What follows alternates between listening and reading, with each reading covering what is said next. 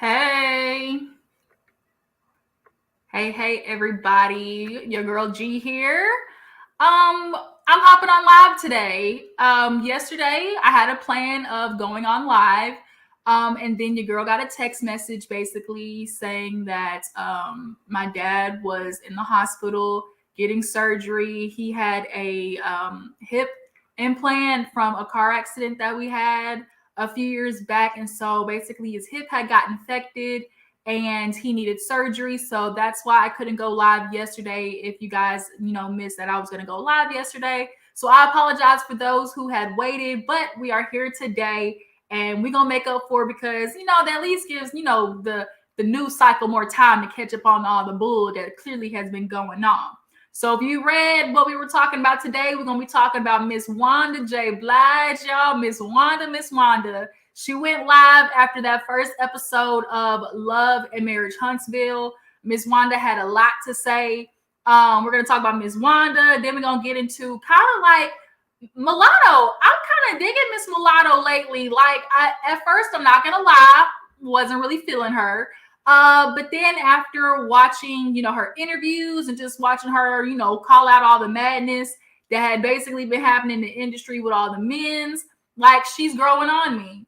Then we're also going to get into Wendy, Kevin apologizing, and we're just going to go ahead and, we'll see what else is on the news cycle and everything, once I get on there and see all the things I check. So let me know if you can hear me clearly. Drop down the comments. Let me know. Appreciate y'all for tuning in.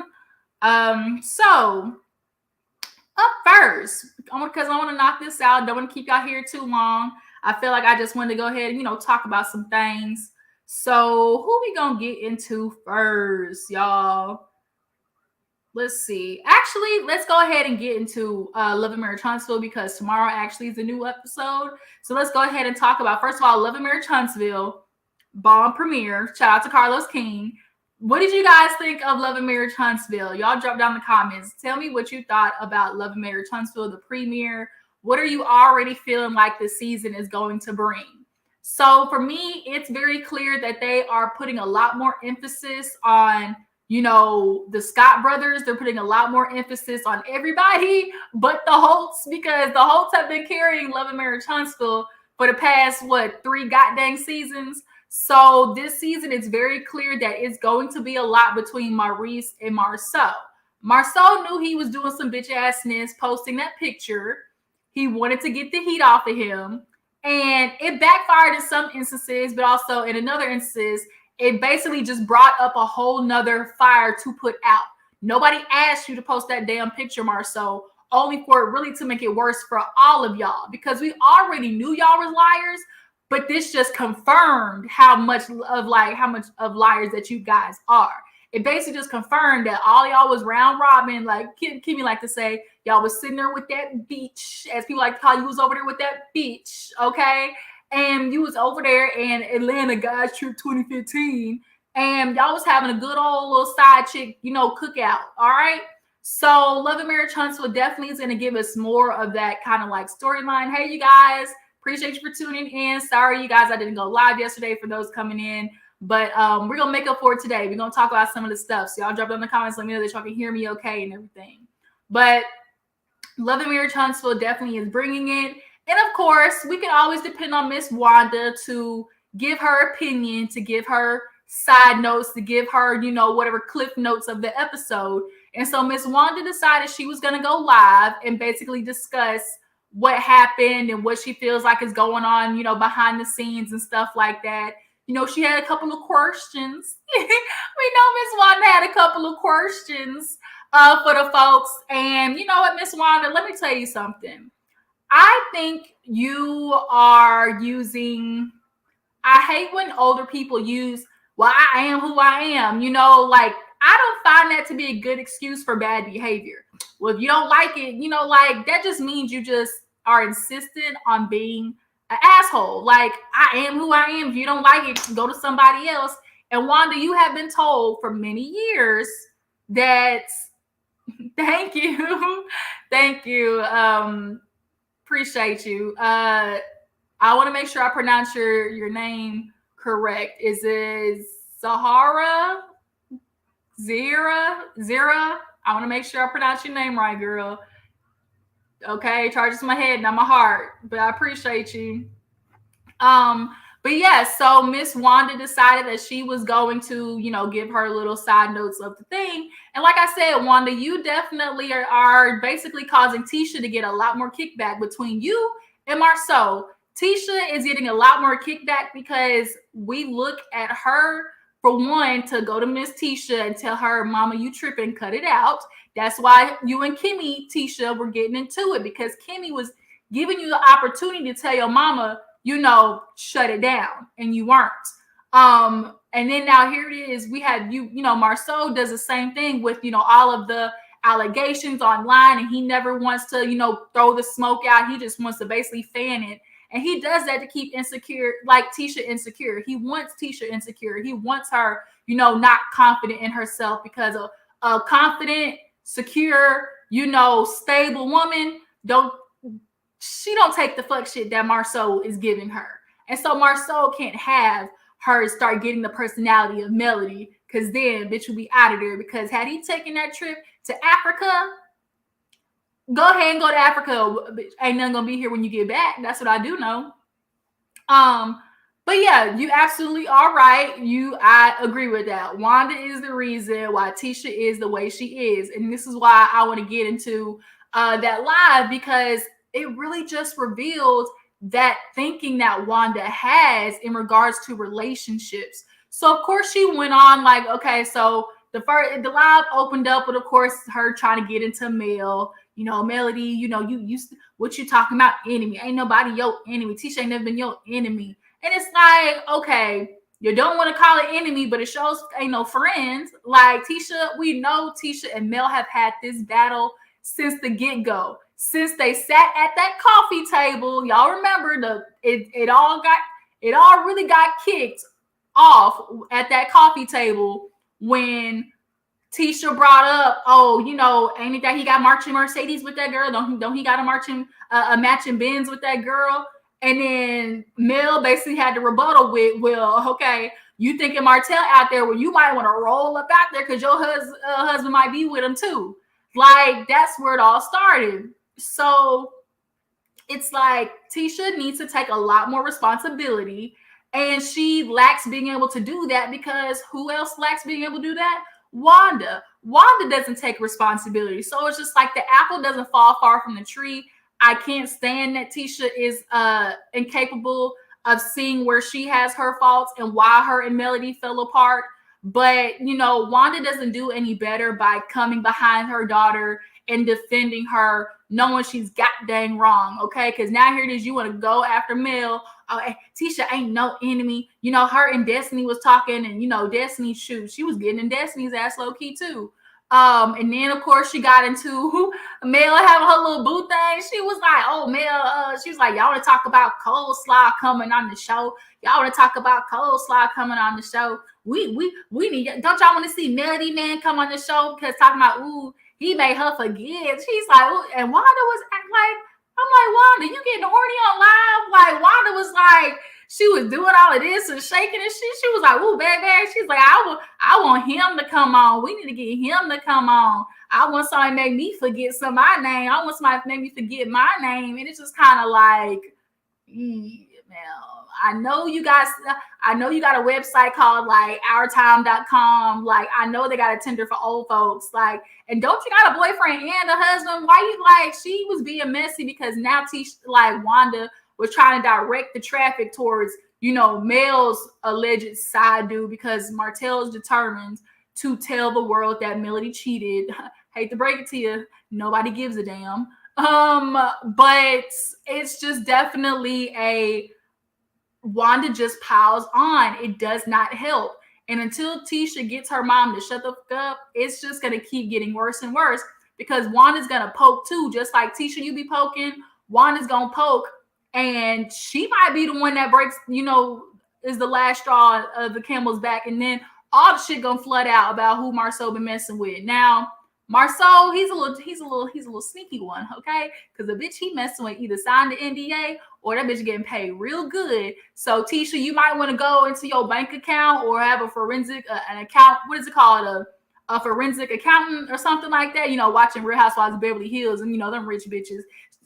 She hired a forensic accountant, and come to find out, her husband had a whole baseball team in her name and she didn't even know it. A baseball team. How you a co-owner of a baseball team and don't even know it? So these niggas is tricky. So girl, if you see any type of $500 a month going to so and so elementary or $500 a month going to so and so electricity, but you might want to double up and check in on that. That's all I'm saying. But Wanda was getting into this is what really gave it away for me with Wanda and how she had that old school thinking. She started talking about Kimmy and how Kimmy, every time she gets around Mel, be talking about Tisha. And we know Tisha started having a problem with Kimmy because Wanda basically was gassing her up behind the scenes. That's what we do know.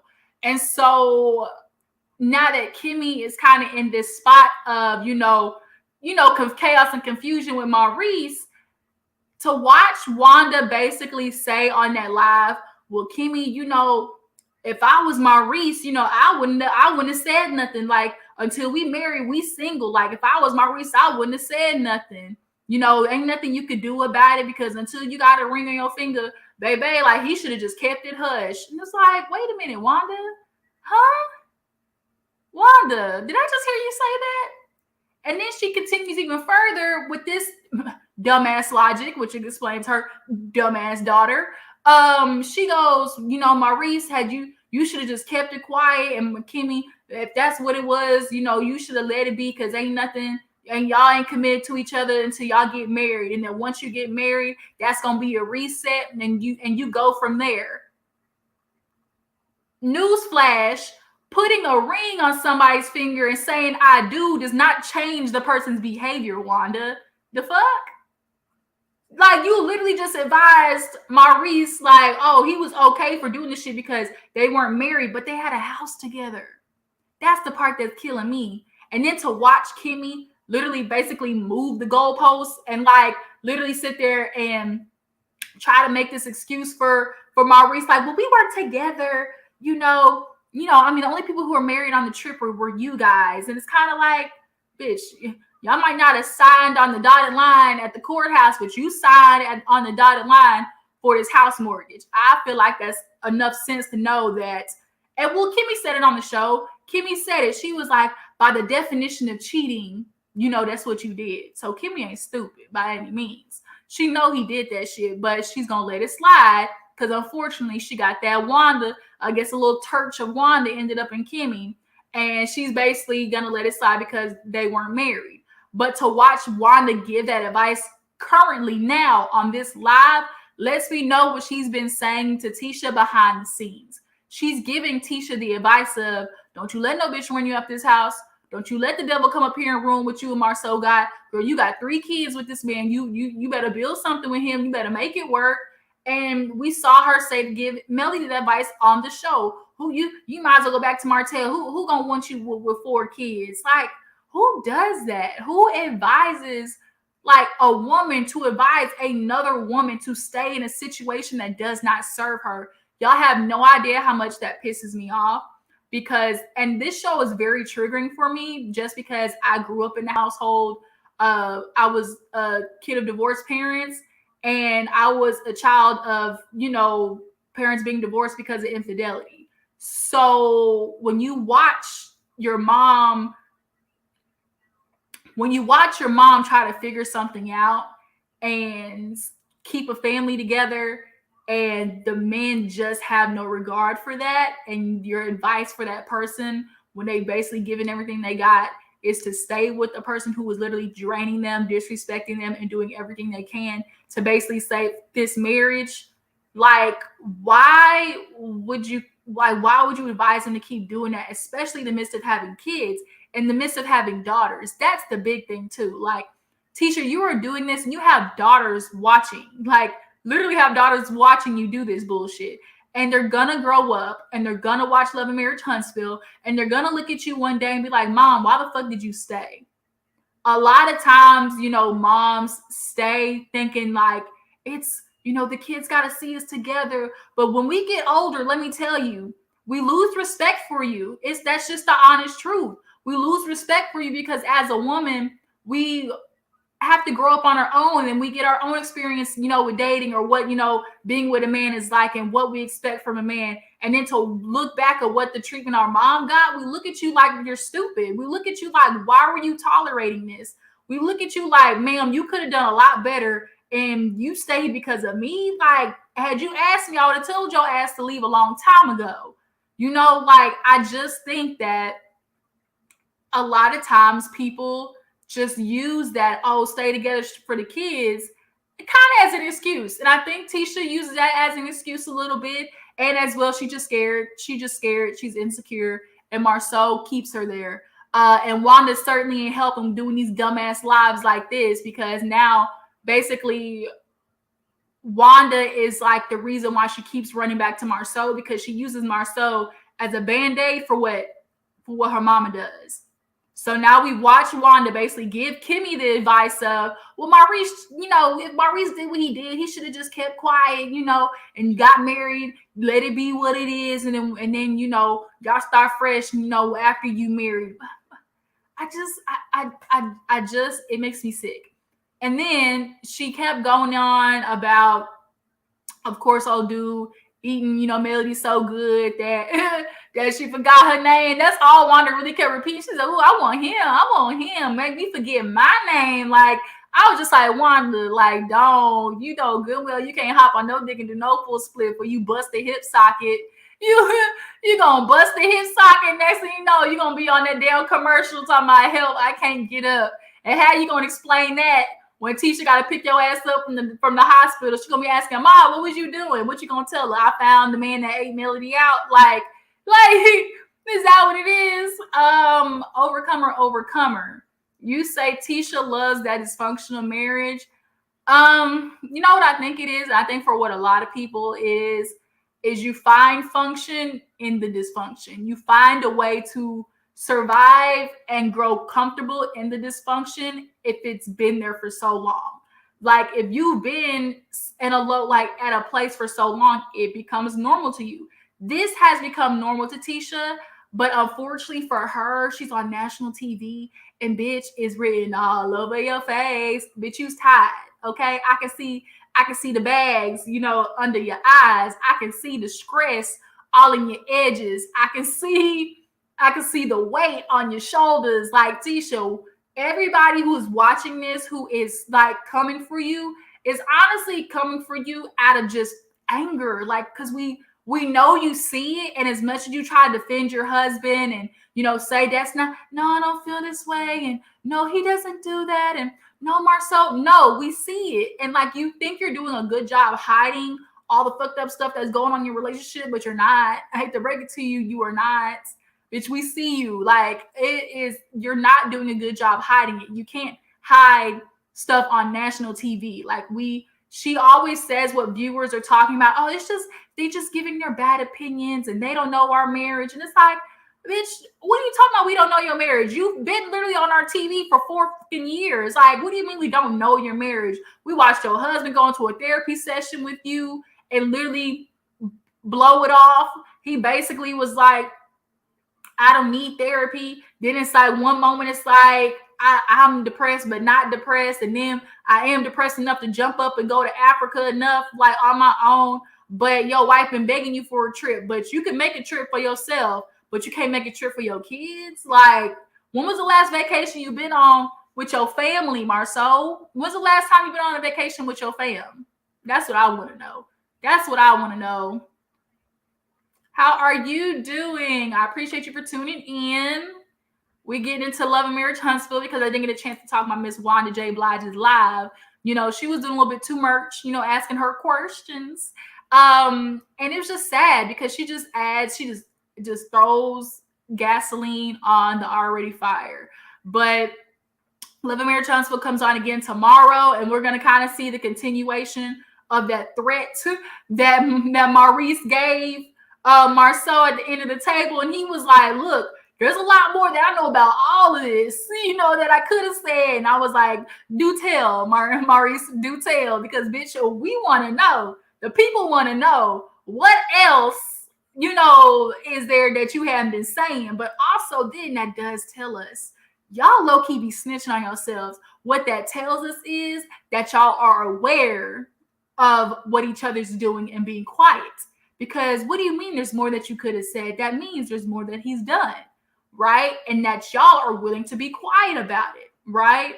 And absolutely, right here, exactly what you said.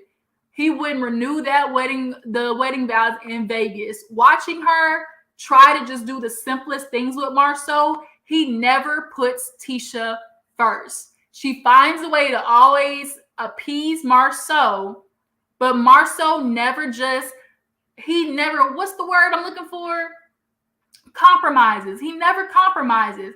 He knew that was something that was important to Tisha, renewing our vows. Like, it wasn't even that she was asking you really to renew the vows when y'all got there. Just say a little something sweet. Just stand up there and be like, you know what, Tisha, we had some great years. We had kids together. Like, you couldn't really go up there and say like 3 nice things about your wife. He said we shouldn't go up there and throw our vows in front of people who had marital issues. Their marital issues ain't got shit to do with you going up there and renewing your vows, Marceau. Get the out of here. He always has a way with words. And what I don't like, people who piss me off the most, is people who try to play on your intelligence. And Marceau, we've been known he's like that. But now Maurice, he's starting to definitely show this season that, oh, you a Scott. You a Scott for real, okay? And so Love and Marriage Huntsville definitely has it going on. Wanda is like literally, I'm wondering when she gonna come on the show, because y'all know last year they kind of held Wanda off until the very end. So I kind of feel like that's what they're gonna do this season too. So what y'all think about Love and Marriage Huntsville? Who do you guys feel like is gonna have like the biggest beef? Is it gonna be Mel and Destiny? Is it gonna be Tisha and her cousin? Y'all, bitch, the cousin's coming on this season, y'all. I forgot about that. The cousin and Tisha, Kimmy and Maurice. Who do y'all think is going to be beefing the hardest? Oh, I can't. I think Mel and Destiny got some shit going on between them too. And I think their issue is they're not really getting to the root of why they're mad at each other. They just keep doing like the subliminal shit. And then he say, she say, instead of, hey, this is where our friendship went down. This is what you did. This is why I don't like it. Here's why I ain't fucking with you. Now, I can appreciate that. I can understand that Melody overheard Destiny and, and Tisha talking about the reunion or whatever and stuff like that, and feeling like, bitch, okay, that you was talking, but now you talking to Tisha. Like, everybody knows that Tisha and Melody do not get along. So I can understand Melody on that front. But I do think sometimes she leans into like having an issue because she wants an issue. If you can understand what I'm saying. Like, I think Melody looks to have issues with people because then that gives her an excuse to not be friends with them. And I'm sorry, I like Melody, but she definitely kind of gives me self-centered. She has gotten like this new, obviously newfound fame. People are supporting her. People are fucking with her. Like, they look, the music's a little cute, yang, yang, yang. Like, I feel like she's gotten this new confidence about herself, and it's kind of teetering the line of like, yes, you're supposed to be selfish in your life, but it's just like, I think Melody limits what she does for her friends, and it's not good. Like, something about Melody just reads not a good friend to me. Like, that's just my personal opinion. Do y'all see something different? Like, I personally just feel like Melody does not have the capacity to be like a really good friend. Like, yeah, she'll be there for you, but it's not like that friend that that, oh, I know, bitch, when I call her, she gonna pick up this phone and she gonna just be there for me. Like, I don't know, Melody just does not give that to me. But let's move on to the next story, y'all, because we got a lot of shite to talk about. So let me see what else I was, supposed to be talking about today. Let's go ahead and get into Ooh, bitch, let's get into this Mulatto / Kodak situation that I wanted to talk about. It kind of happened like a couple of days ago, but I still need to talk about it because it just is about a bigger issue, which is about how these men act, in particular, these black men be acting, you know? So y'all remember, if y'all haven't seen, Mulatto did an interview with the Big Boys Club, the Big Boy in the Neighborhood, and she basically talked about working on her album, and she basically expressed she was having, you know, trouble clearing a song, and she basically expressed the song, you know, couldn't be cleared because basically, as she said, these men be trying to drop their nuts on me, and she these men be trying to drop their nuts on me. I gotta let them know. And basically, she expressed like when you don't be giving it to they passes at you, they basically get a little fit. We all know how that is. We know when guys when a guy want to get you and you don't give in, he gets a little attitude because he's pulling a little ego. You know, you're supposed to talk to me. You know, gets hurt, right? And so she was like, it's been difficult having to deal with these men trying to keep it business. And it was kind of like, well, who on the album are you talking about? Because there's only like 3 or 4 men on the album. 21 Savage, Kodak Black, Lil Wayne, and some dude named Nardo. Who the f is Nardo? Do y'all know who Nardo is? Nardo Wick? What the kind of rapper name is that anyways? Do y'all know a Nardo Wick?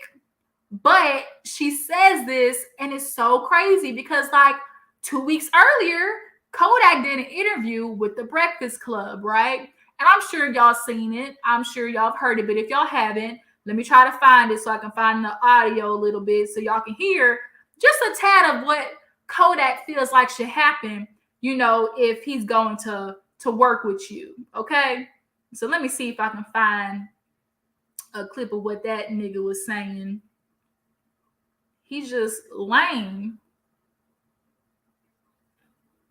Let's see. That's the Latto. Let me try to find the one with Mr. Kodak Black on there. Kodak Black is ugly. Y'all know Kodak Black got a baby too. He got a girl pregnant. He did that gender reveal. Like who the has sex with that?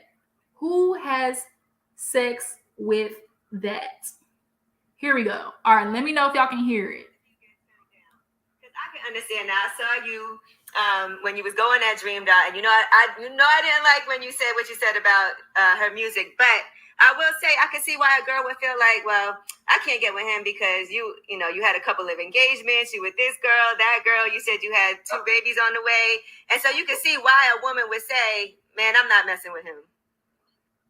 How often do you get turned down? Because I can understand now. I saw you when you was going at Dreamed Out, and I didn't like when you said what you said about problem. Now you want to give me a hard time with this shit. Yeah, but you can't expect them girls to give you some just because you're doing music with them. Yes, So why you expect man? So why you expecting niggas to do music with me? Just like you because do music with other people, with other artists. Women are artists too. You have a female artist, right, signed to you. Is it Mellow Rock signed to you? BBS is signed to me. Okay. All right. And so wouldn't you want other men to work with her and be okay with that? No problem. Now you want to give me a hard time. It depends on like how y'all. Hold on, y'all. You gotta be careful. Last clip. You gotta be careful. Look, my female artists is just how it is, right? Because I know niggas and shit like that. I gotta bust them. Like they ain't gonna be my girlfriend, but it's like I'm gonna bust them. No, man. No. You gotta keep it that's not good business, Kodak, like, at all. Keep business, but girls is like you got to have a man. So it'd be like, okay, my female artist is like, it depends on like how y'all vibing and shit. So let's just pause it right there. I want to pause it right there because he said, first of all, one, I gotta bust some. Nigga, you ain't busting nothing over here, okay? Go home and bust the grape, because I be damned if I let nigga like Kodak in between these legs. Who does that, okay? Secondly, Kodak literally being so comfortable on air to admit, oh, why she expecting nigga to do music with her then? Like if like you can't, they're literally saying like, you can't expect that. Like, why she wanted to do music with her then? Like, that's how he's thinking, and that's Kodak. And we can only imagine all of the men that he worked with. Like, they all think the same way. We have not heard a woman go through this industry not talk about how she's had to deal with men feeling like if you don't give them none, then they don't want to work with you. And then when you do, say for instance, say you are that girl that do give them some, they still gonna fuck you over because that's all they wanted. They still gonna fuck you over at the end of the day because, okay, now you gave it to him, now he gonna keep expecting it. Then when you say no, then he's gonna pull it away from you. We saw this on Love and Hip Hop, the family reunion. Remember when Sin didn't give back to what's that big headed ass nigga? Cisco. When Sin didn't want to sleep with Cisco, how he had a whole fit and said that he was gonna take the song back, take the track back. Like, these dudes are so one track minded. Like, it literally disgusts me. Like, just to see how comfortable they are, though. Kodak was literally comfortable saying, like, I work with the girls. I'm gonna have to bust her, because then he's like, because you got to have a female mind, you know, because then when niggas want to work with her, like, they go through you, like they'll want to do business with her if they know you had, like, you said, we ain't gotta be boyfriend and girlfriend and nothing, like, but you know, I still gotta sleep with her. And that's why I think like these dudes, they get with the new girls in the industry. We'll always see this. We'll see a new girl come up and the dudes try to snatch her because she's new to the industry and they don't feel like no other dudes have got her yet.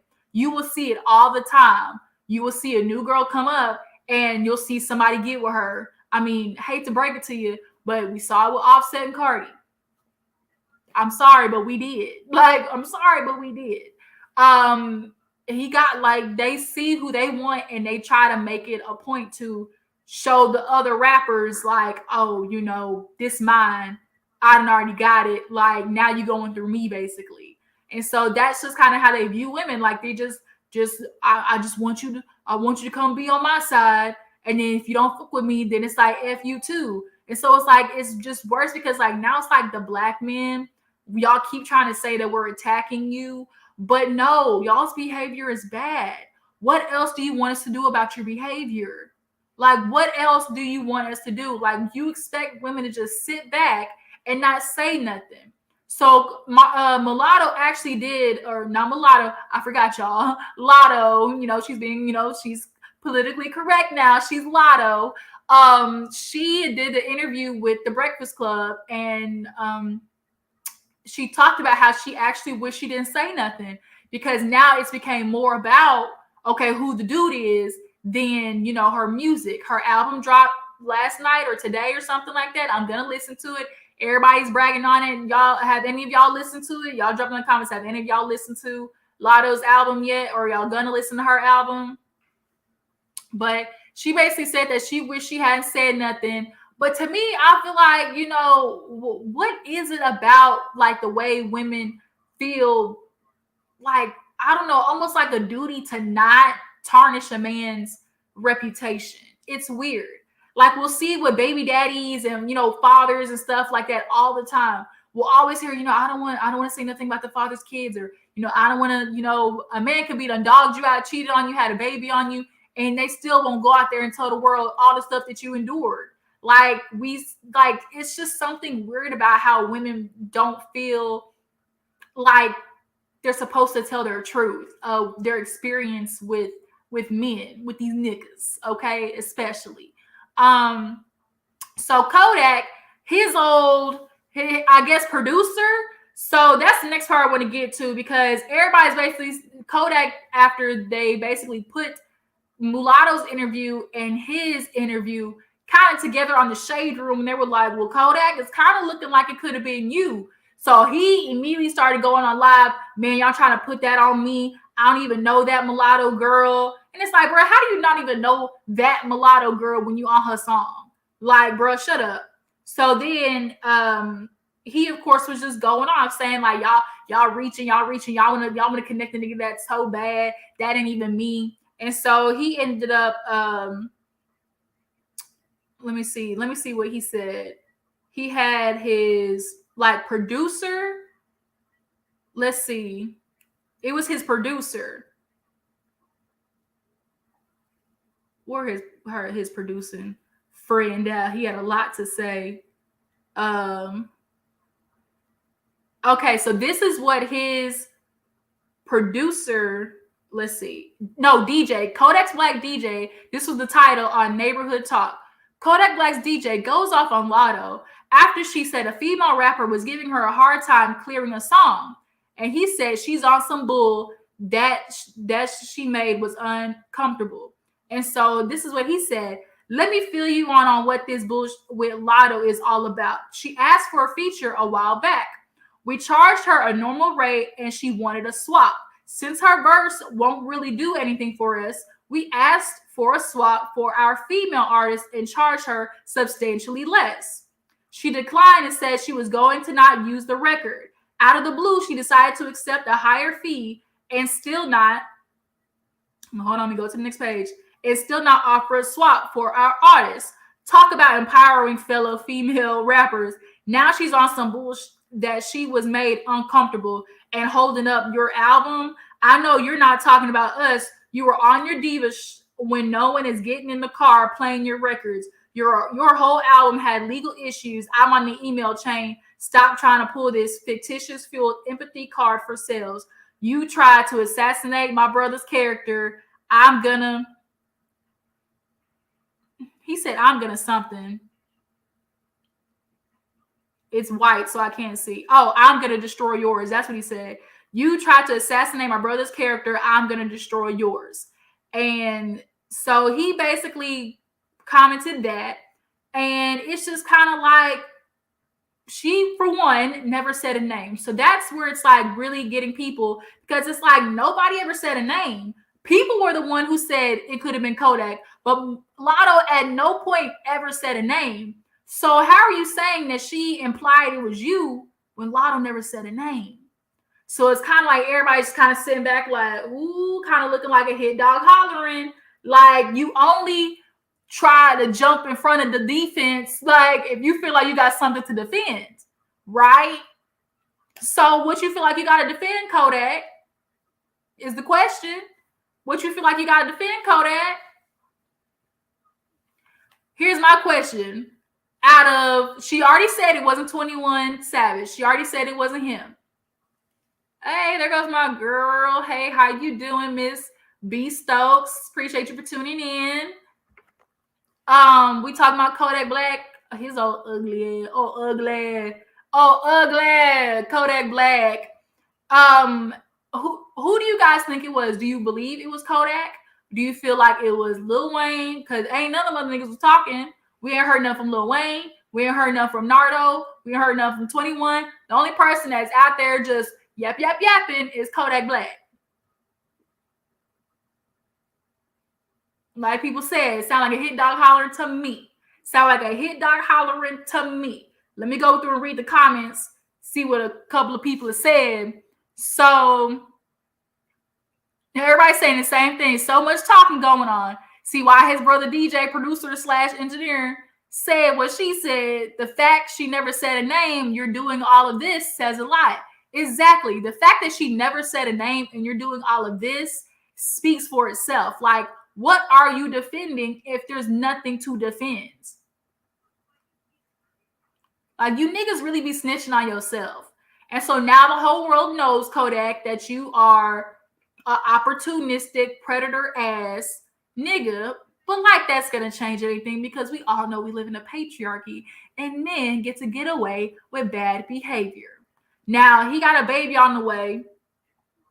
Hopefully it ain't no daughter because y'all remember, I don't know if y'all saw this too, but Kodak actually told the girl, he was like, yeah, I told her, you know, if it's a boy, she can be my girlfriend. And if it's a girl, she gonna be my baby mama. So immediately you see he already does not value women. He does not value females, like the opposite sex. He does not value them. The fact that you already are showing that a girl to you is beneath some type of, you know, status, like So much so that, oh, you just gonna be a baby mama if I got a daughter? Like, what does that say? Like, what does that say about when y'all raise y'all's daughters? Like, you probably don't plan on being in her life then. If that's really how you truly feel, you ain't gonna be in the daughter's life regardless, because a lot of you dudes, a lot of these rappers are having kids. We just saw that Soulja Boy is having a boy. Like, all of you rappers, it kind of feels like there's a wave. Like, when one rapper gets a girlfriend, then they all get a girlfriend. When one rapper has a baby, then they all have a baby. Like, y'all create these unhealthy ass fads. Like, now y'all are having these babies, and who is taking care of them? Because if y'all gonna be these rappers on the road, on tour, you know, bitches get money, who's raising y'all's kids? Hell, we know Nick Cannon, not a rapper per se, but Nick Cannon ain't gonna be around his kids because now he gotta work 25/8 to support 8 kids. So you can't be at 9 places at once because I'm considering the job your 9th child. Okay, Nick Cannon. Okay. Y'all keep having these babies, and y'all feel like because y'all put them in the cute little Gucci shoes and you buy the Louis Vuitton stroller and you with them for a couple of hours and pass them on to the mom while she's backstage, and then you go disappear for 3 motherfucking months, and then you come back and you do the shit all over again, buy, you know, Chanel bracelet. Like, that's these dudes' version of parenting. Like, y'all do not raise these kids, and it's a detriment. Like, we see, okay, for instance, Savannah ass on Growing Up Hip Hop, right? We see how that's working for her, being the daughter of Stevie J, in and out of her life. You see how she been acting on the show, a plum fool, acting just wilding out. Like, y'all's kids be having issues, and y'all don't want to take ownership of how they got there. And it's because of y'all's fucking absence. It's because of y'all's, you know, archaic views, especially on women. So these daughters, like, don't really have anything to look up to. Then you got these bitch ass niggas like Duval. Look, this part right here. Drive-by parenting. Exactly. That's a great way to put it. Drive-by parenting. Look, pull up on it. I'll be with it for 2 hours, enough for a photo op. And then get back in the car, on to the next. It's sad. And then you got those dumb dudes like Duval be asking the weirdest questions about people's kids, and especially daughters. Who's gonna date Obama's daughters? What rappers would you allow to date your daughters? Like, I think honestly he's thinking about that because he might possibly have daughters himself. Or no, he does have a daughter himself. But I think Lil Duval has been on that asking about daughters lately, because truth be told, Duval, you know you're not a good man, and for your daughter to have an example of, who's she gonna bring home? So who your daughter brings home is a good reflection of you, right? I think about this shit all the time because we have all these men, you know, want y'all as women that y'all are with to be a certain way, but y'all would never tell y'all's daughters that stuff. Y'all would never tell y'all's daughter, like, to settle for a dude. And if you do, there's an issue. You need to be locked up because that's a problem. But y'all want y'all's daughters to be independent. Y'all want y'all's daughters to have their own, you know, business and money. Like, y'all want all of that, but y'all never want the woman y'all with to be this. Like, it's just confusing. Like, y'all dudes don't really know what y'all want, truth be told, honestly. Like, you just don't. And it's just like, girls, stop looking for them to be y'all's validation, because they don't know what they want. They don't know how to heal them damn selves. So they certainly ain't gonna heal your ass either. Like, this idea of like finding somebody to complete me, like, I don't believe that's the way it should be. I think people should stop using the term, oh, I'm just looking for that person to complete me. No, like, you need to be complete yourself. What you should be saying is, you know, I need somebody to compliment me. That's what you should be saying. I'm looking for that person to compliment me. Because if you're looking for somebody to complete me, that means now you have to just build a whole codependent ass relationship, because now this person is carrying the very much thing that you don't have in yourself, and you're going to stay in this toxic ass relationship because you ain't healed yourself, boo-boo. 2 damaged people together and then throw damaged people having kids, aka Safari and Erica Mena. We saw that 2 damaged ass people having kids. safari ass drive-by parenting once again. You know, out there still doing dirt out there in the streets, and the Erica Mena at home, he's sitting there wondering why her ass is mad. Bambi over there with Scrappy, drive-by parenting. Like, these women get with these dudes and y'all end up raising them. You end up just being a fucking maid. And I be damned. Like, I be damned. So let's move on, because here's another nigga in the news that's fucking up. Trey Songz. Let's talk about Trey Songz really fast, because once again, Trey Songz it up and did it now. So y'all know Trey Songz has had some allegations. We know he's got a huge lawsuit for like $20 million. And so, of course, people have to ask themselves, well, shoot, like with the number of allegations, at least one of them is bound to be true, and one of them should be enough. But unfortunately, you know, with this thing in this country, like, it never is like official until a whole herd of people come out, or until a man says something, and then it's like, oh, okay, now we want to listen. The women been saying it for the past 10 years, but, you know, I want to listen now because a man, you know, brought it up, okay? And so Trey Songz, you know, y'all know Saranis from Insecure. So Saranis actually, even when he did this interview, people brought up a good point of how he said something about Trey Songz last year when old girl, was it the basketball player who basically was like, Trey Songz I had to get that off my chest. I can't go into 2022, you know, with that on me, you know, Happy New Year. And then Saranis commented under that, man, F that, he's a bitch ass, you know, like he said that like last year. So for him to come forward and do this, you know, this little podcast, I'm gonna play it for you. And this is what he said. This is what the title. We doing crazy. Finally, like I said, had some run-ins. And they do that thing where they're trying to sell this tough guy scene, like this one Trey Songz.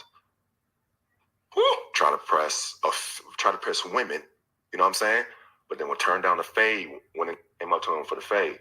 Turn it down. I'm not cool with it like that. I'll try to knock out, keep running, but like he wants to fight women and stuff like that. And to me, I can't operate like that, because you get so many of those, and especially once they're there, and it's like unfortunate, because it's like, I'm a fan of this. I'm not one to like look. Downplay it. You know what I'm saying? If you try, bro, I can separate the man from the artist sometimes. Sometimes it starts getting a little too muddy for me. I'm like, if I had to do that, I'm like, it's unfortunate when you like, bro, I really did it for years. You know what I'm saying? Talented.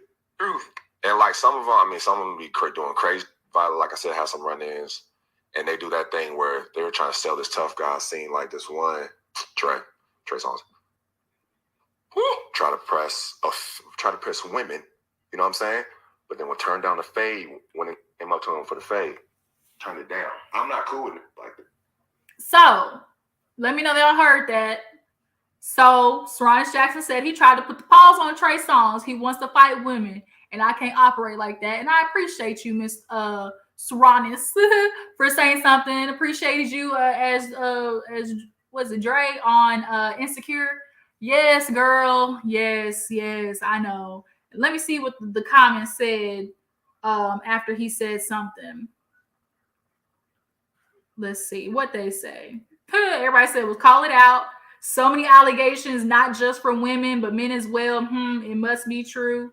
Definitely believe. Everybody starting to be like, okay, it can't all be bad. And we have noticed Trey Songz ain't been in the public eye here lately. Where Trey Songz been at? Let me know where Trey Songz been at, because I ain't seen that nigga nowhere, okay? Do you guys believe Trey Songz is out here, you know, women? Y'all believe he's out here with women? Because I do. I certainly do. And there's always this argument of why he got a woman, why do he need to take advantage of women when women always, any woman would say yes to him. He could sleep with any woman he want, and that's the problem. That's what it is. When somebody can literally get anything they want, it starts to create a monster. I've been watching this Playboy documentary, bitch. If y'all ain't watching it, y'all need to watch The Secrets of Playboy. Secrets of Playboy really will kind of show you the system men can set up where women literally are just being circulated and being abused through all of them. Like, y'all have to. Hugh Hefner basically is the origin. Like, he's low key the originator, to some extent, of like the system behind, the abuse of women. Like, I think he was able to create it on a large scale. Hold on, guys. Let me plug my stuff in before my whole die. Hold on, y'all. I don't want my computer to die.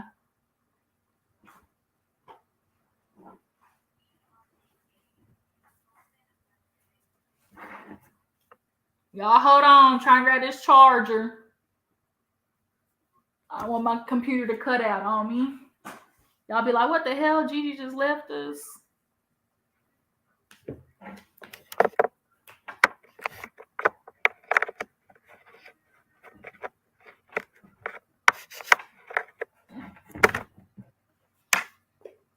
All right, now cooperate.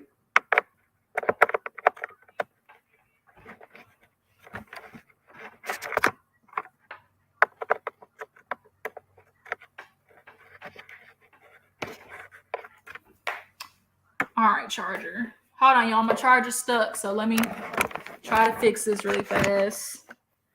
Y'all hang in there with me. Give me 2 seconds. Okay. There we go. All right. 5 seconds, and I'll be back. Woo! Alrighty. Now, let me see. Are we back? There we go. Sorry, I'm a charger. It's getting stuck. Like, the bottom of my the bottom of my computer is like popped, so it's kind of like stuck. But let me get my phone back. So yeah, Trey Songz. Trey Songz, and just watching like the Playboy documentary just really has it just kind of just proof of like how much women got to go through. And me and my brother kind of be having these debates because my brother, I really actually want to bring my brother on here one of these days, you guys, because he's 23 going on 24. So he's kind of in that age, bracket. He's kind of, my brother is, I would like to say one of the better ones, one of the better black men. And, my mother raised him well, and, he's going to be successful. He's in school, getting ready to be a doctor. Like, I feel like having that male perspective or point of view would be really good for maybe you guys to see one day, like us going back and forth, and maybe you guys asking him questions, because I kind of really think like, having that, perspective of a male, on here would be really good. So you guys let me know if that's like something y'all would consider. I feel like, being able to talk and ask questions, with a black male, kind of in that age demographic would, be, beneficial. But that's just something I'm throwing out there. Y'all let me know. But as far as Trey Songz go, there's too many instances. There's too many allegations for us to just keep looking the other way. We did that shit with R. Kelly. Now R. Kelly's at home singing through a goddamn telephone to his roommate's daughter. Like, I don't know if y'all saw that damn clip. R. Kelly singing to a goddamn daughter. First of all, how do you put your daughter on the phone with R. Kelly knowing that what he did? Is my question. Like, how do you do that? Like, how do you do that? But, I mean, what are we supposed to do? Like, what are women supposed to do? Because I honestly contemplate, this, unfortunately. Yes, you did, girl. You did, Miss Valencia. And I appreciate you for tuning in. I appreciate you, girl. I'm sorry I didn't get a chance to go live yesterday. My dad had surgery, so y'all keep in his prayers. He finally is going home today. He had an infection in his hip, so I just hope, just pray for my family, you guys. But definitely appreciate you for tuning in, Miss Valencia. But I often contemplate, the state of men.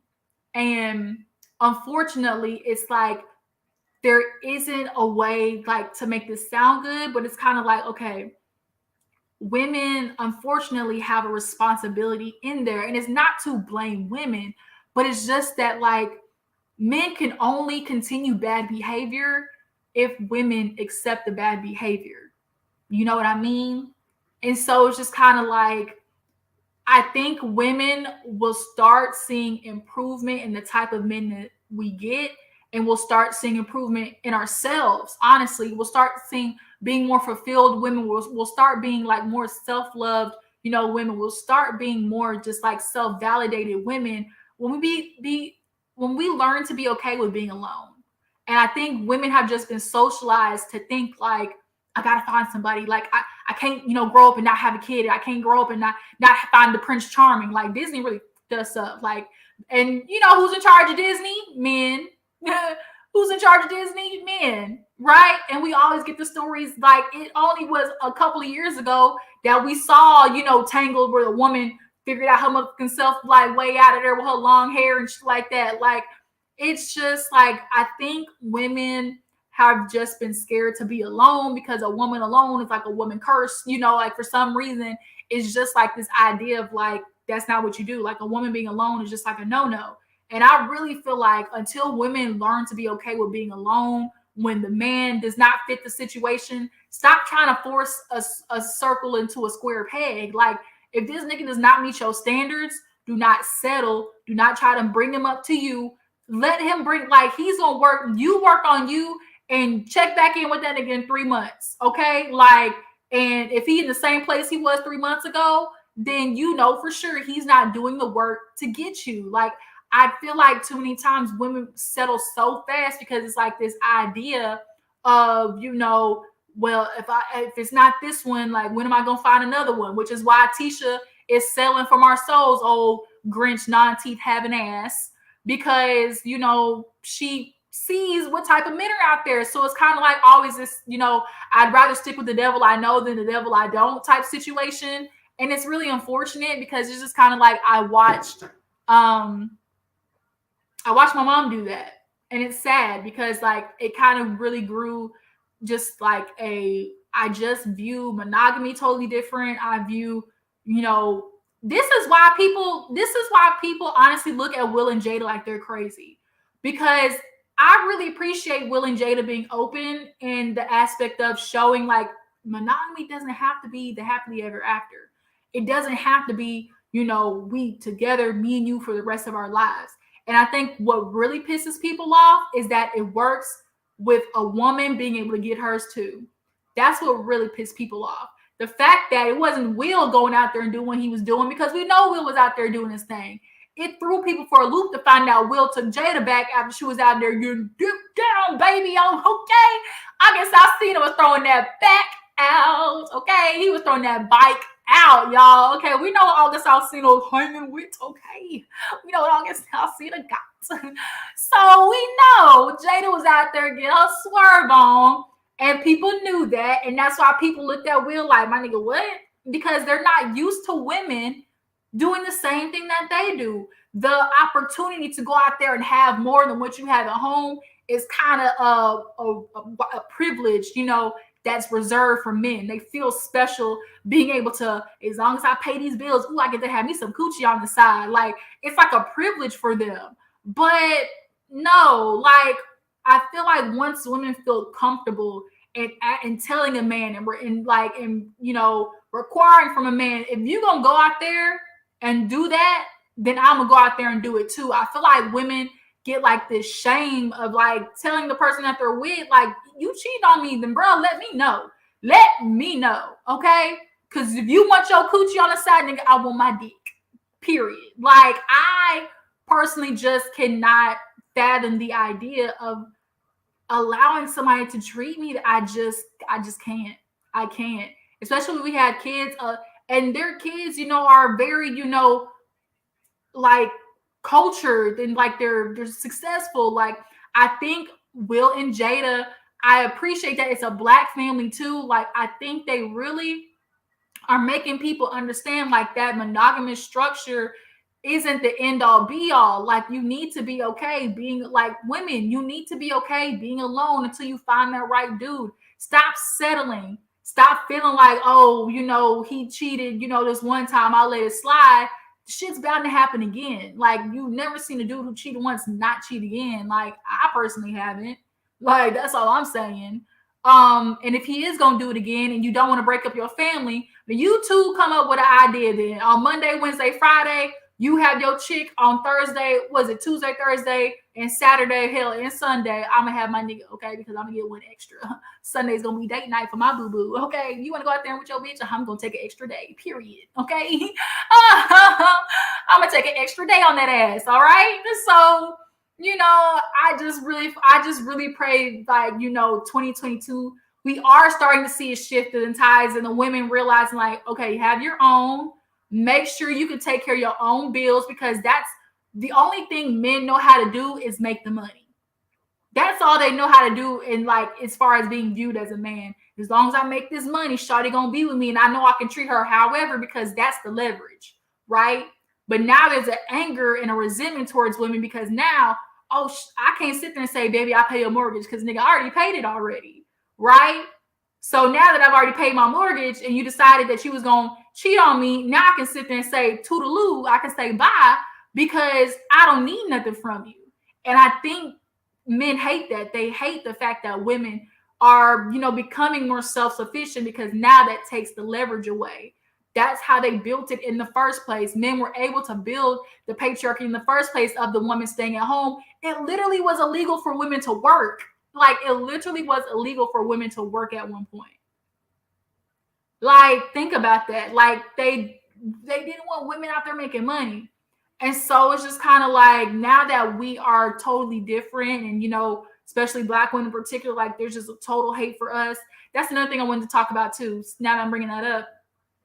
I wanted to talk about the Black women hate train in particular, especially when it comes to Lizzo and Meg Thee Stallion.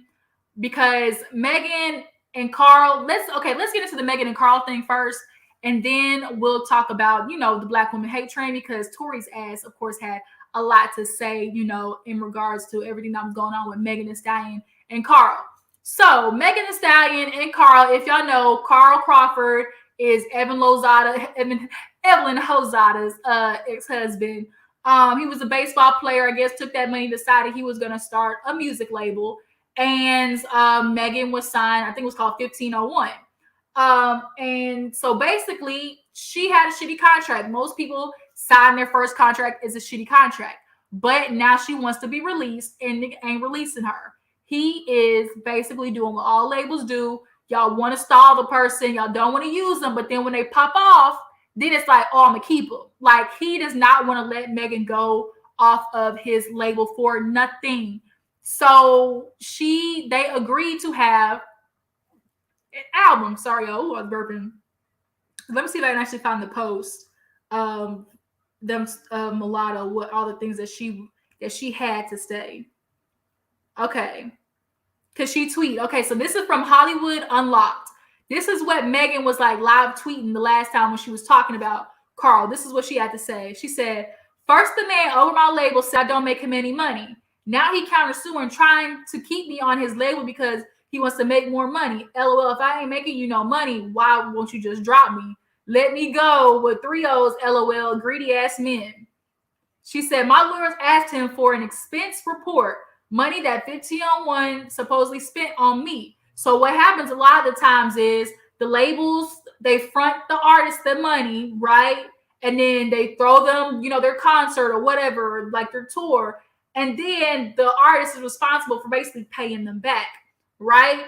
And so they were looking for the expenses of Megan was basically, their lawyers were looking for the expenses that Carl said they spent on Megan. And she said, why does grown-ass man put his jewelry and chains on there? Carl, they said expenses for Megan. Why are your jewelry and chains on the expense for Megan? Hold on, wait a minute. Carl and Evelyn never got married? I just saw that. Oh, shit, no, they didn't get married. They didn't. I forgot about that. They just got engaged, right? I think they just got engaged. Either way, you know, Evelyn made her rounds through the sports world. Sorry. She said, I chose not to say anything back about court and address online because I'm getting tired of being painted the bad guy in all caps 24/7. The last girl in 1501 mad at this man too. And so she said she was like, y'all choosing to be dumb at this point. You better hope a man never assaults you, and nobody, especially women, believe you. So then she started talking about the shooting situation because somebody else tried to be funny and was like, man, at this point, Meg Thee Stallion is going to have to show us the bullet wound or something. Basically, was like, oh, Carl convinced us that she lying about the label. She must be lying about getting shot. And it's kind of like, bro, really? Like, really? Here we go, backtracking again. Every time she gets into it with Carl, somehow Tori in the shooting comes up. So she was like, y'all are choosing to be dumb at this point because we have the hospital records. And Megan took a picture. She literally has a picture of the wound. We all saw it. So it's just kind of like Megan, unfortunately, let's see, well, whatever you want to call it. I don't see me marrying her. She just wanted a baby. Yeah, true. I agree with you on that point. I don't see a man marrying her. She did. She got her little child support. Evelyn made her way around, and she look. If you wanted a 101 on how to hoe, I mean, Evelyn Lozada, she can do it. Okay, Evelyn Lozada, Brittany Renner, low key might be the new Evelyn Lozada, because Renner out here doing it. Okay, she done figured out the game. So yeah. So now, of course, with Megan, it's like it brings up the shooting situation all over again. People have been hating on Megan a lot, and I'm being confused because it's like she hasn't been problematic. Megan hasn't really. She don't be getting into it with females. She don't be doing like the rap beef. She don't be like. It just never seemed to feel like, why is Megan getting so much hate? Why is Lizzo getting so much hate? That's another thing. Like, I wanted to roll into that because it's just like, for some reason, it always seems to be the more melanated women, or the more, as they like to say, BBW women, the less socially acceptable looking women. They always, for some reason, get more hate. And I think it's a conscious and subconscious thing a lot of times for, whoever it is. And it's just really unfortunate because I don't find Megan to be problematic. I find her to be very honest. Who would lie? She even tried to cover up for Tori when the shit first happened. She didn't even say that there was a gun in the car and tried to protect his ass even after she got shot. And here we are arguing about this girl when Tori never said the words, never shot Megan, came out of his mouth. He never said the words, I did not shoot Megan. So what are we arguing about? And y'all trying to defend Tori when the dude never said, I didn't shoot her. Like, what the actual, So now we get into Tori hopping his old dusty munchkin head ass. Now he got something to say about protect black men. It's just, I'm just so over that bull talking about protect black men. He basically wants to say that, they are coming for us. They're assassinating our character. Y'all are allowing them to lie on us and take down all the influential black men. Don't let them take us out of the concerts. And it's like, first of all, you can't sit there and say that there's this, attack black men culture, because every time y'all get y'all get yourself caught up in the bull. Y'all keep looking at us like we done got y'all caught up. Y'all be getting yourselves caught up. Trey Songz got himself caught up. Kanye got himself caught up. You got yourself caught up. Bill Cosby, he got himself caught up. Y'all get yourselves caught up, and then y'all look for everybody else to throw on this protect black man cape. But when y'all are wrong, we're not going to do that. We're not. And I think because they're so used to people coming to save them, in particular black women, because we're like, it's just a visceral reaction because we know we have this thing of like, America already treats black men, bad. Like, so let's not throw any more dirt on them. But it's like, man, what have they done for us? When's the last time we seen a bunch of black men throwing some cakes for some black women? Don't worry, I'll wait. Right. So Tori, he put up a GoFundMe. Didn't get too much. I feel like he just got that GoFundMe so he can get some whatever little money out of it. And it's just kind of so annoying, especially in the wake of this whole Kanye mess, that it's just like always of this like protect black men thing. But what happens when y'all are wrong? What if y'all are in the wrong? Y'all really expect people to still come and cape for y'all asses? And this is why we're in this situation now. Y'all have bad behavior because y'all have no, repercussions. Y'all have no consequences. How long are we supposed to allow y'all to maintain this bad behavior, especially when it's affecting women the most, in particular Black women? How long do y'all expect us to keep burning our feet, walking across hot coals for y'all asses, carrying y'all up here, and our feet are the ones fucking burning, carrying y'all's asses?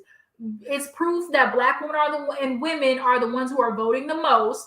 Black women are the most educated. They're making more money in the household. Like, and y'all wanted to look for y'all as leaders? Are you kidding me? Are you actually kidding me? Then we got these dudes like Boosie, who we about to get into next. Boosie out here taking his son, pulling up a magnifying glass literally just doing like on a magnifying glass on some girl's coochie on stage. And we have men like that who literally say, oh, if there's one thing I'm going to teach my son, I'm going to teach him how to, you got a woman sexually assaulting your son because it's more important for you to know that your son know how to bitches. Like, that's your version of what a man is. I'm just really, I just am disappointed in the caliber of men that have now, kind of become like, the picture, I guess they call themselves like the picture trifecta of what a husband and what a man's supposed to be. But I'm not getting with no Boosie. I'm not letting my daughter get with no Boosie. And I know a lot of y'all rappers out here, as long as y'all like to cape for y'all's friends and stuff like that, if your daughter ever got with one of the men in your friend circle, you would have a fit because you know how tragic they are to women. And that's just the truth. When now one of you niggas, T.I., T.I., he loves to pretend to be a pillar of the community, down for the Black people. We don't never see him down for Black women, though. He loves with his old fake philosophical ass, with these big ass words like god dang, expeditiously and bullshit like that. You don't never, like, T.I. never has nothing that's enlightening for women, and Black women. And it's just like, you have your daughter Zanique, you have your daughter Deja. We saw how you treated Deja, right? What happens when Deja, who's like 19, 20 or something, like who's 19, 17 or 17, 18, 19, comes home with Boosie's son? You don't like that, T.I.? Because you said not too long ago that Boosie was a leader of the Black community. Leader where? Who's leader? Not I. A Boosie would never be my leader. First of all, Boosie would never be my leader. Boosie badass where? Who's going behind Boosie? So imagine if Boosie's son, the one who was sexually assaulted as a child and is looking at girls' vaginas on stage with his dad, walks in the house with your daughter, T.I. Would you like that? I don't think so. But y'all hang out with them and y'all co-sign their behavior.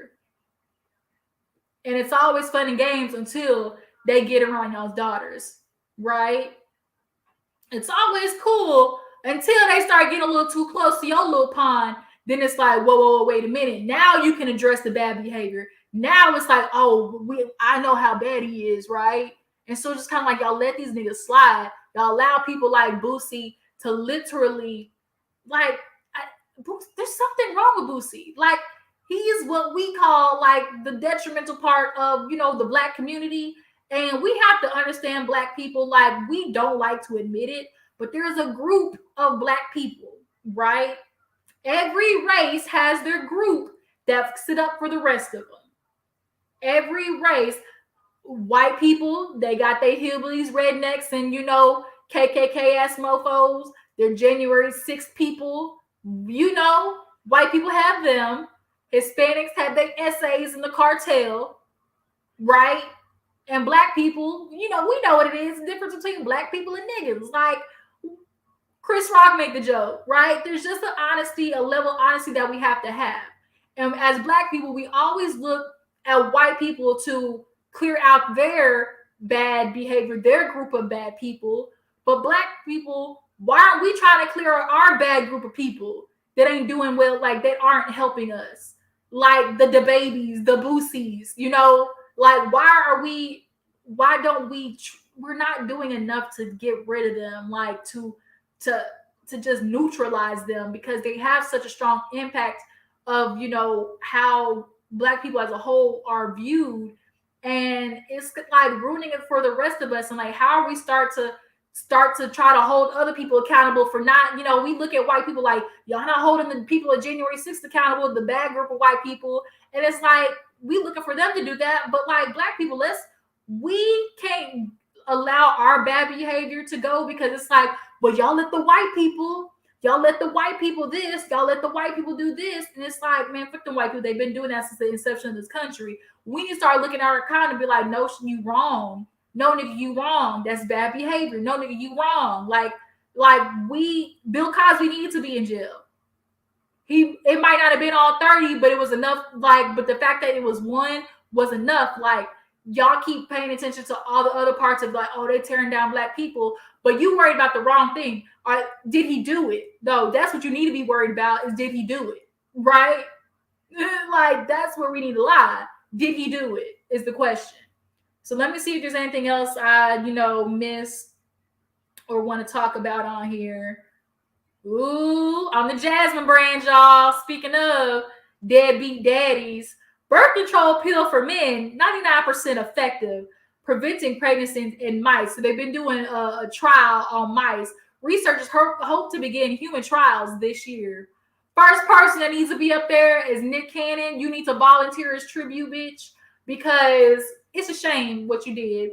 You created a life for your kids that's going to be really hard and fatherless, because you couldn't keep your dick in your pants and you was having a little ego trip, okay? Because you felt like it was okay having on babies because you felt like you had the money. That's what that was. You thought, man, it ain't nothing. I got the money.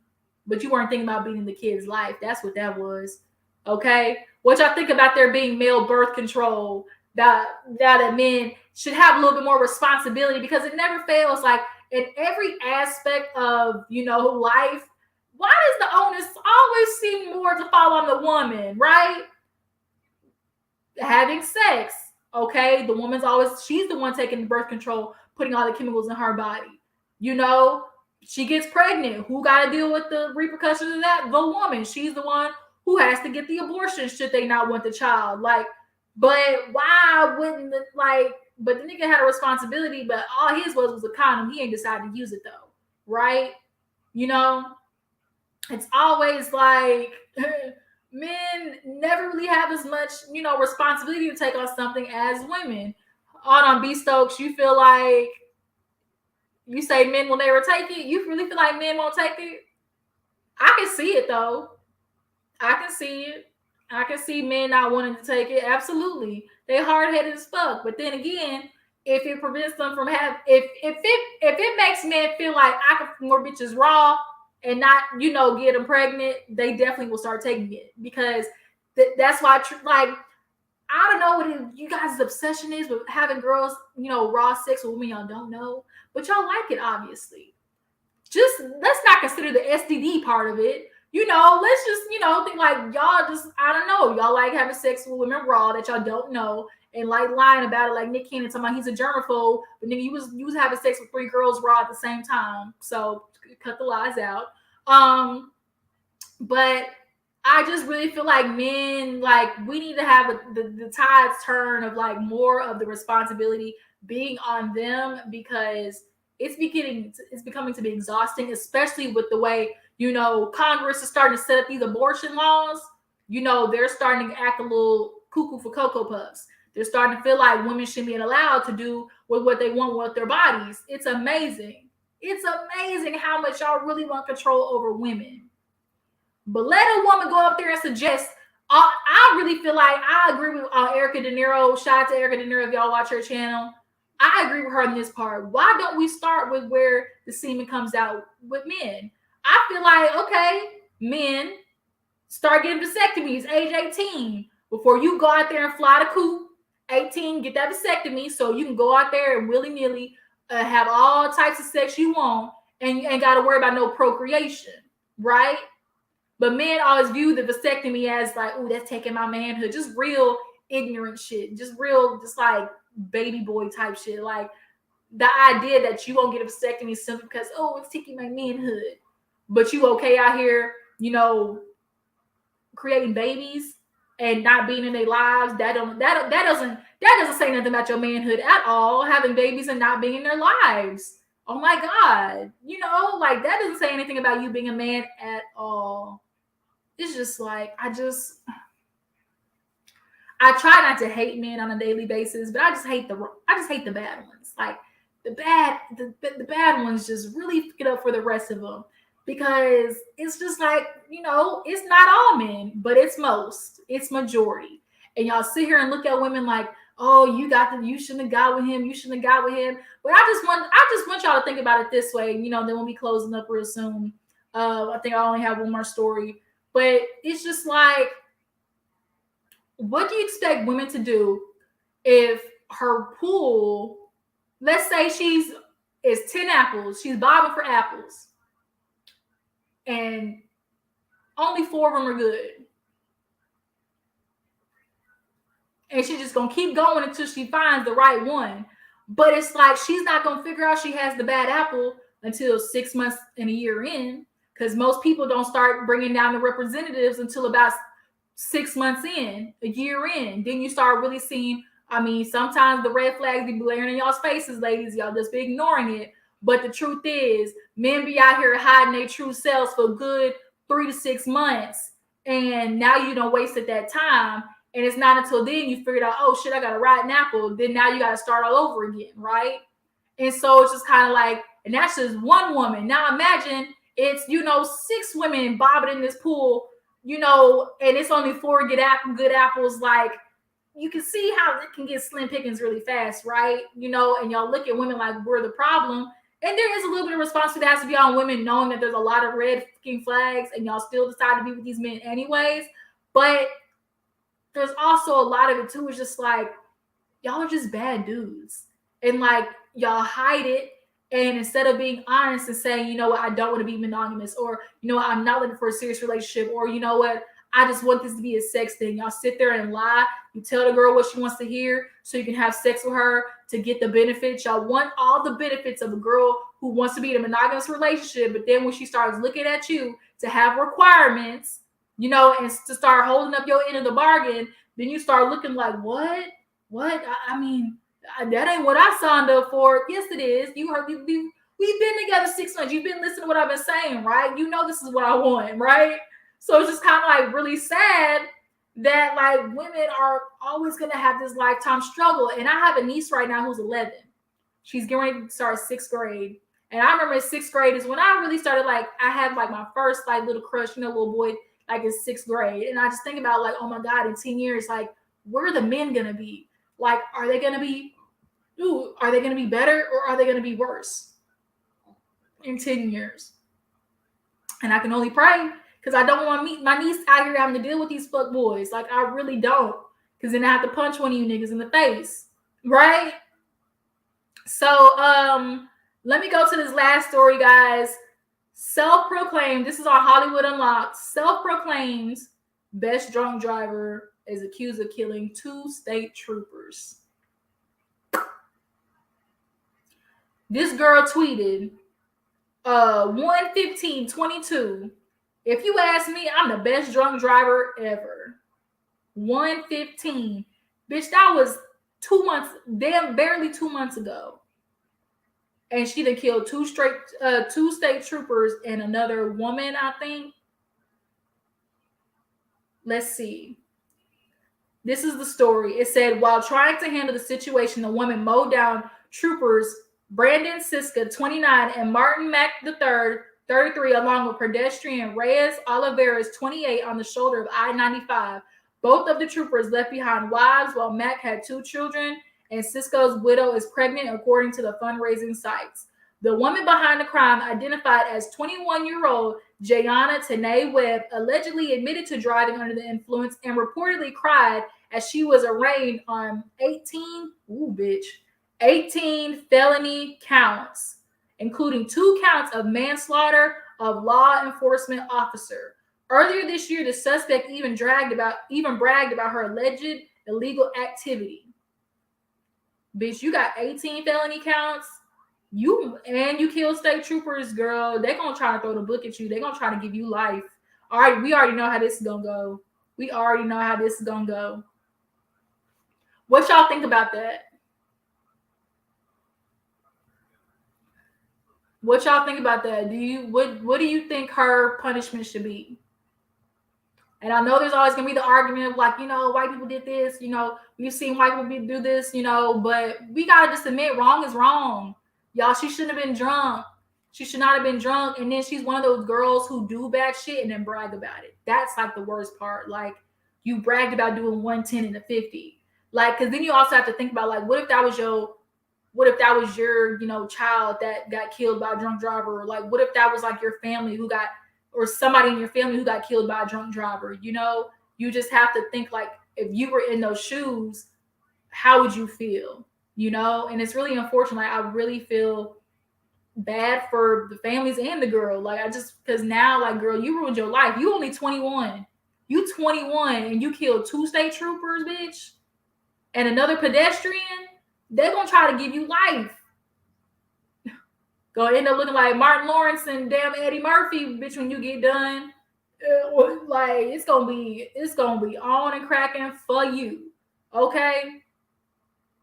I can't think of any other stories I might have missed, guys. Did I miss anything? Let's see. I talked about Trey songz, talked about Kodak. I talked about Megan and Carl. Talked about these trash ass black men. I can't think of anything. You are absolutely right, Miss. Let's see, the Inner Circle series. Her life is pretty much over. Yep, like that. It's pretty much over. It really is. I can't think of anything else that I might have missed, you guys. So I definitely appreciate y'all for, hopping on with your girl, tuning in with me just for a little bit, little yang. I'm going to try to do a lot more lives. I have like such a busy like work schedule and stuff like that, but I want to start doing more lives. That way, we can chit chat back and forth and I get you guys' opinions and y'all tell me what your thoughts are and stuff like that. Let's see, tomorrow or tonight is Friday. So Ready to Love comes on, and this new, let's see, what else comes on? Ready to Love. And then tomorrow is Saturday, which means that is Love and Mirror Huntsville. And now they got this new show called Marry Me. I don't know how I feel about Marry Me Now. Are you guys watching the Marry Me Now show? Are y'all watching that? The Marry Me Now after Love and Mirror Huntsville? Because I saw the first episode. It was kind of like, it was kind of like, because bitch, I'll be damn if I put on a wedding dress and come propose to a nigga. I'll be damn. You see who proposing where? Bitch, where? In a wedding dress out in the street in front of people? And her whole family was looking at her like, yeah, yeah, baby, go for it. Good goddamn well in that group chat after, everybody was looking at her like, bitch, she's stupid. Like, we didn't raise her that way. Like, what the fuck she doing? She gonna do this shit on camera? Like, y'all know she was talking about her. Everybody was talking about behind her back. But Love and Marriage Huntsville, you guys. Let's see, Sunday, Candy and the Gang. Okay, Candy and the Gang. I'm gonna do better with reviewing it. I reviewed like 1 episode so far, but this week I'm definitely gonna review it. So y'all stay tuned for Candy and the Gang. Cause Philip, y'all, Philip done up the thing, okay? Philip done came in there and wrecked shop, okay? For me, the standouts are Brian and Torrin. I love Brian and Torrin. Chandrilla as on Berkeley. Chandrilla, bitch, you about to be out of there. Brandon, he needs to be out of there with his old big lip having ass eating barbecue wings at the bar when they done told you nobody should be eating at the bar, but you feel like because you manager and you can eat at the bar when everybody told you not to sit at the motherfucking bar. Brandon, I can't stand managers like that. I can't stand managers who do shit and then when you look at them like, bitch, I know what you're doing is wrong, they get mad at you and they want to send you on some stuff. I remember me a time, this damn girl who was my manager, she got mad at me. That's the problem, because when there's multiple managers, there's typically a mix-up. And the fact that Candy has ran through so many managers everybody's talking about how many managers they run through. Y'all either running the managers down into the floor, or everybody's just so discombobulated and like getting nowhere. Like, what's the issue? But I remember this one time I had this one manager tell me to go in the back, and you know, I worked at Texas Roadhouse. I don't know if none of you guys know what Texas Roadhouse is, but it's like a little steakhouse. And I went in the back to go cup up these little cinnamon butters that we're famous for to go. That's what one manager told me.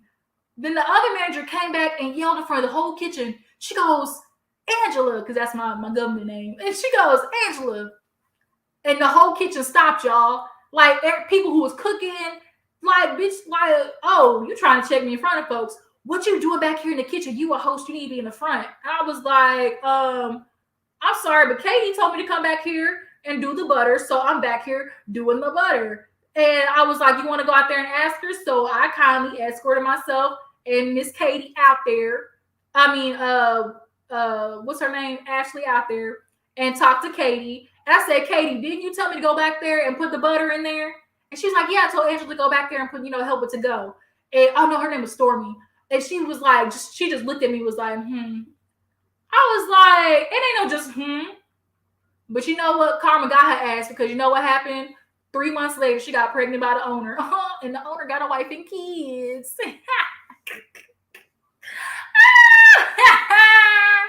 Bitch got pregnant by the owner, and the owner got a wife and kids. Karma for that ass. Girl, when I heard that, everyone's like, you heard Stormy pregnant? I said, oh, Stormy pregnant? Who the baby daddy? They said, you sure you want to know? I said, what? I said, who Stormy got pregnant by? And they said she got pregnant by Todd. Todd was the name of the owner. I said,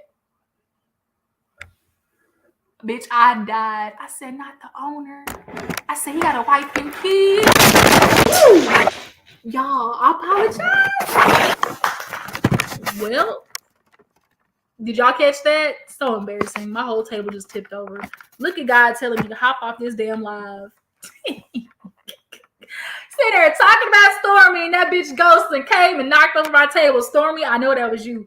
Bitch, I know that was Stormy. I'm talking shit about her. Here she is. I knocked my damn table over. Look at what I tell you. That bitch Stormy's still trying to take my life away. Goodness gracious. Y'all, that was my live. I cannot deal with that. Talking shit about, ain't that what always happen when you talk shit about something, somebody leaves and God be checking you, tell you not to be ugly. That was God telling me not to be ugly, y'all. I cannot. Y'all, appreciate y'all for tuning in. I really do. Y'all make sure to stay tuned for my other reviews. Y'all check out Growing Up Hip Hop. I did Growing Up Hip Hop, so y'all make sure to go check that out. And y'all follow my Instagram and Twitter, y'all. That's gonna be my live for today. And y'all stay tuned for when the next time I say we're gonna do live again. So y'all make sure to set y'all's reminders on, and I will catch y'all later.